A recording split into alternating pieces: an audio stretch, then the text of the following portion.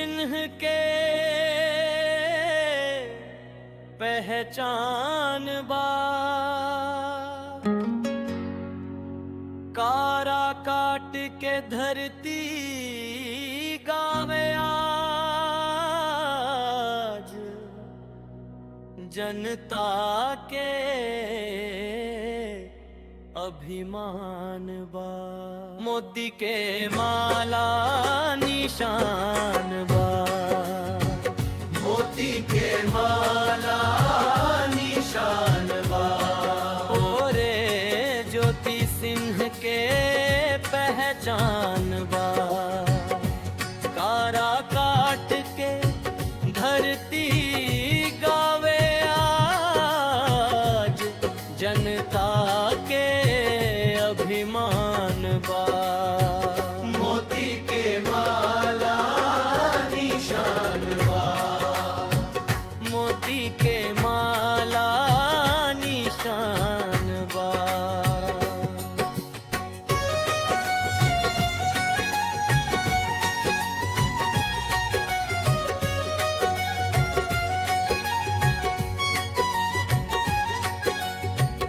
घरे घरे अब चर्चा बा, दादी दरे अब चर्चा बा। सच्चाई के अब चर्चा बा। नारी शक्ति के दीप जरल, नया भरोसा उमरता बा। ना लोभ लुभावन बात सुनावेली जनता से सीधा नाता बा। मोती के माला निशान बा, मोती के माला निशान बा। माई बहिनी सब बोले बानी, अब के बारी हमरो आन बानी। साफ नियत सच्चा दिल बा, ज्योति में भरोसा जान बानी।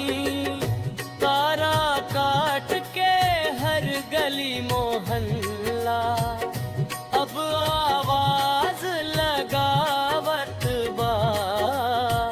मोती के माला निशान बा, मोती के माला निशान बा। ज्योति सिंह के अरमान बा।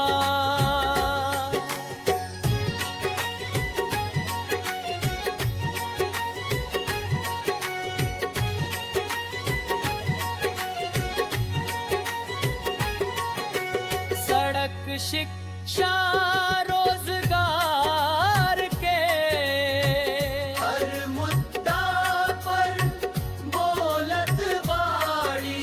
गांव गांव फिरत बाड़ी अकेले, जनता के दुख तोलत बाड़ी। माई के ममता बेटी के मान, सबके दिल में गूंजत गान। मोती के माला निशान बा, जनता के अरमान बा। मोती के माला निशान बटन दबादा। कारा काट में नया बिहान करादा। ज्योति सिंह पे भरोसा रखा, जनता के सम्मान बचावे। जय जयकारा काट के शान बा। ज्योति सिंह है नवान बा, मोती के माला